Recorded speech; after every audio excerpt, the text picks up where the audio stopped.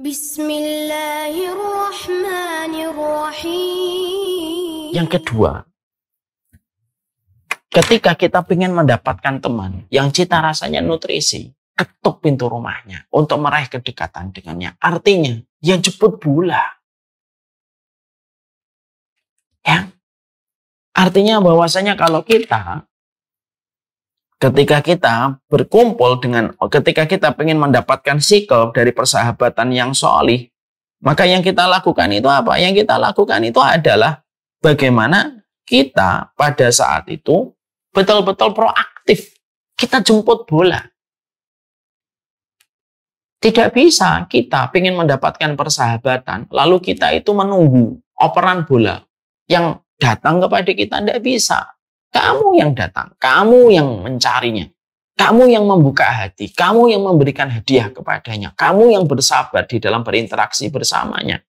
Dan itu merupakan salah satu hal yang kita harus lakukan. Ya. Makanya akhirnya inilah salah satu di antara kesalahan banyak manusia ketika mereka ingin mendapatkan persahabatan dari orang sholih, tapi mereka tidak pernah berusaha untuk mencari dan menjemput bola. Ya tidak bisa lah. Makanya Allah mengatakan kepada kita pada surat Al-Kahfi ayat yang ke-28. Wasfir nafsaka ma'alladina yad'una rabbahum bil ghadati wal asyi yuriduna wajhah. Sabar kamu sama orang yang sholih yang mereka senantiasa menyeru kepada Rabb-nya pagi dan sore.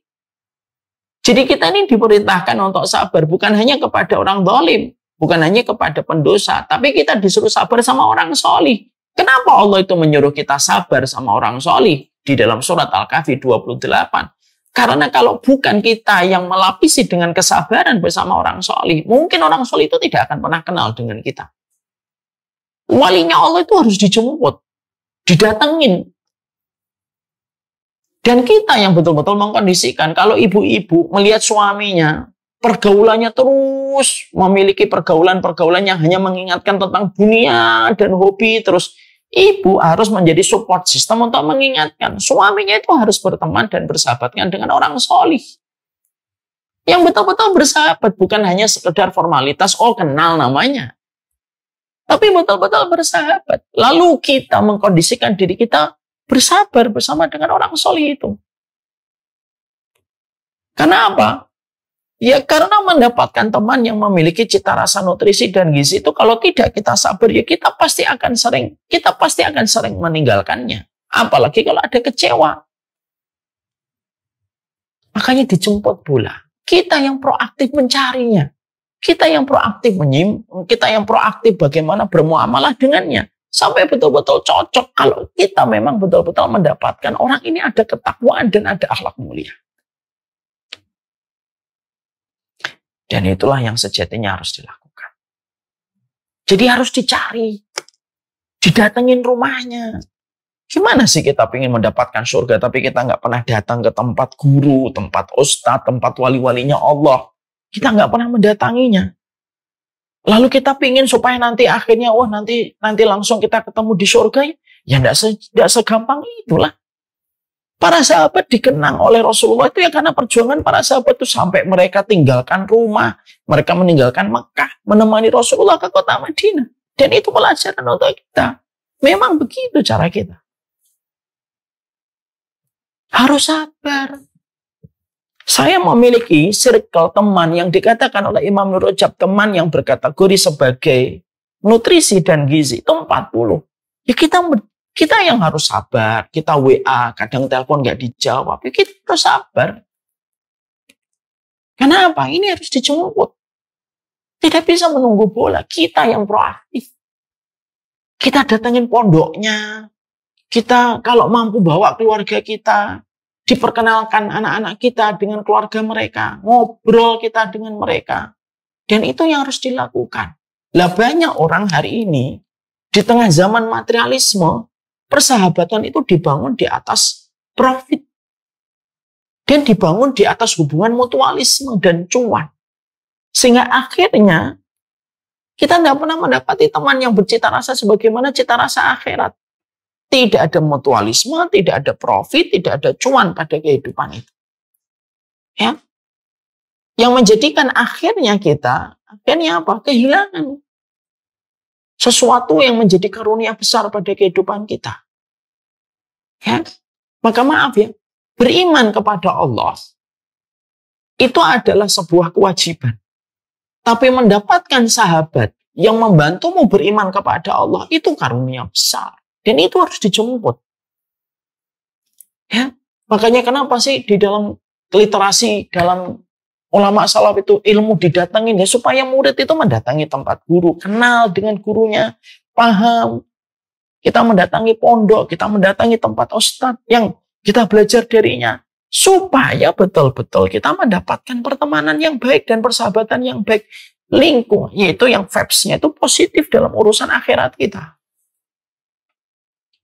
Dan kita betul-betul yang harus membangun itu. Sekali lagi ya, kalau ingin mendapatkan orang yang solih, kita yang proaktif. Dan kalau bisa itu yang mendapatkan yang betul-betul solih sekalian. Kita lihat ada orang solih sekalian minta sama Allah, ya Allah saya pingin supaya keluarga saya dekat dengan keluarganya. Ya. Jangan gampang kecewa, jangan gampang ngambek, jangan gampang marah-marah. Ketika kita sedang berhubungan dengan orang yang kita pandang itu, menurut kita ini solih, baik, berilmu. Kita harus sabar. Ya. Makanya Masya Allah saya kadang harus datang ke pondoknya. Kita harus nelpon sabar, kadang nggak dijawab. Itu merupakan bagian dari proses. Kita menjemput bola. Karena apa? Karena profitnya gede di dunia dan di akhirat. Dan hari ini tuh seakan-akan itu menjadi karunia besar. Kenapa itu menjadi karunia besar? Karena semua orang hari ini membangun persahabatan itu di atas hubungan mutualisme. Di atas masalah cuan. Di atas masalah profit dan bisnis. Ya enggak apa-apa. Memang enggak apa-apa. Persahabatan dibangun di atas hubungan sahabat. Atas bisnis, hubungan mutualisme, enggak apa-apa. Tapi jangan sampai menghilangkan kultur yang pertama. Persahabatan yang dibangun di atas ketakwaan. Ya. Kalau bukan teman-teman kita yang solih, yang mendoakan kita, membackup kita, membantu semua urusan-urusan kita, terus siapa kalau bukan mereka? Dan ini yang menjadi perhatian kita. Inilah baru mukaddimah. Jadi mukaddimah ini, saya sampaikan mukaddimah ini bahwasanya manusia itu merupakan makhluk sosial. Di mana ketika manusia itu merupakan makhluk sosial, ya kita memang membutuhkan interaksi. Tidak bisa membangun kesolihan itu pribadi dengan individualistis dan egosentris yang kita miliki. Kita juga mendapati bagaimana Allah menyampaikan di dalam surat At-Taubah ayat yang ke-119. Ya ayyuhalladzina amanu taqullaha wa kunu ma'as-shadiqin. Wahai orang yang beriman, bertakwalah kamu kepada Allah dan bersamalah dengan orang yang benar. Di mana perintah ketakwaan bersanding dengan perintah berkumpul sama orang yang benar. Karena apa? Ketakwaan itu ketika kita memiliki lingkungan yang membantu kita untuk menyempurnakan ketakwaan kita kepada Allah. Kita akhirnya paham ya, semangatnya kitabullah dan semangatnya sunnah itu. Kenapa kita disuruh berbuat baik sama tetangga, ngomong yang baik, memberi hadiah, dan sederet yang lainnya. Untuk apa? Supaya kita memiliki tambahan-tambahan amunisi, teman dan sahabat yang bisa membantu kita dan bisa menjadi sahabat kita mungkin di waktu mendatang untuk menguatkan kita di dalam perjalanan hidup. Imam Ibnu Rajab berkata, sesungguhnya berteman itu cita rasanya dan klasifikasinya ada 4. Ada teman yang cita rasanya adalah nutrisi dan gizi, ada teman yang cita rasanya sebagaimana obat, ada teman yang cita rasanya sebagaimana penyakit, dan ada teman yang cita rasanya racun. Dan kita memerlukan 1 dan 2. Teman bercita rasa nutrisi dan gizi, dan teman klasifikasinya adalah sebagai obat untuk kita. Dan ketika kita paham keimanan kita sangat memerlukan pertemanan, mintalah kepada Allah. Kalau kita merasa belum memiliki 40 orang yang solih di dalam kehidupan kita, di sisa kehidupan. Yang kedua, yaitu adalah kita tentunya yang mendatangi proaktif untuk menjemput orang solih. Mendapatkan cintanya, mendapatkan rahmat pada hatinya. Karena sesungguhnya Berkumpul sama orang taat itu harus disertai dengan perjuangan yang kita berikan dan kesabaran yang kita torehkan. Wasbir nafsaka ma'alladina yata'una rabbahum bil qadati wal asyi yuriduna wajha. Nah, ini muqaddimah. Baru setelah ini kita bahas.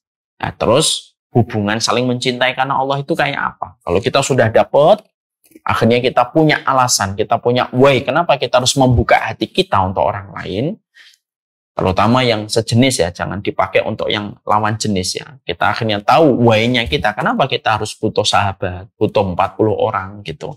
Lalu bagaimana memberikan maintenance supaya betul-betul pertemanan kita dibangun di atas kecintaan kita kepada Allah. Nah, itulah yang menjadi pembahasan kita part yang kedua. Semoga memahami apa yang menjadi penjabaran dan penjelasan kita. Semoga Allah memberkahi dan semoga Allah menerima setiap ilmu yang kita lakukan berbuah dengan keberkahan dengan amal yang kita kerjakan. يا ربي شكرا هديت قلبي شكرا